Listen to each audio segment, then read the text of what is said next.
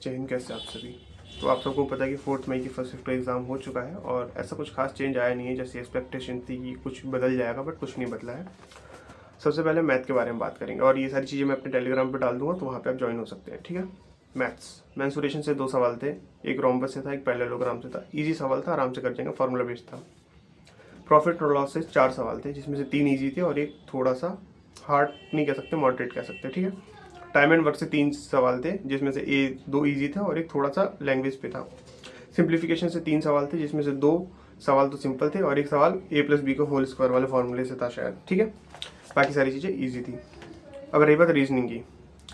Reasoning में क्या है कि अल्फ़ाबेट्स वाले 4 से 5 सवाल थे, अल्फ़ाबेट सीरीज़ वाले। फिर नंबर सीरीज़ वाले 3 सवाल थे।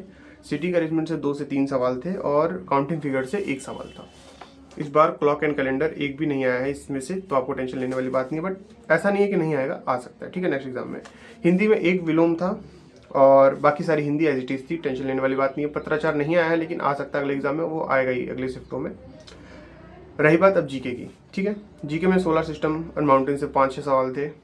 पॉलिटी से सिटीजनशिप से एक सवाल था। विवेकानंद की स्पीच कहाँ हुई थी वो था। स्पोर्ट्स से एक सवाल था कि कौन सी मैडम ने, मतलब कौन सी फीमेल ने सबसे पहले मेडल जीता था।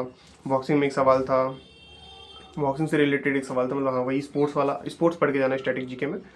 स्कीम 2025 की आई थी जो शायद 6,000 करोड़ वाली शायद कुछ है, ठीक है। इकोनॉमिक्स से कोई भी सवाल नहीं था। तो ओवरऑल जो पेपर का रिव्यू है वो एज इट इज पेपर चल रहा है, टेंशन लेने वाली बात कोई नहीं है। मतलब जैसा पहले आ रहा था वैसा ही अभी भी आ रहा है भाई, ठीक है। और टेलीग्राम ज्वाइन कर लो। मैं वहाँ पे सारे शिफ्ट हुए क्वेश्चन आज शाम को डाल दूंगा, ताकि जिसका कल एग्जाम है या फिर परसों एग्जाम है उनको बेनिफिट मिलती रहेगी। और जय हिंद भाई, मिलते हैं नेक्स्ट वीडियो में।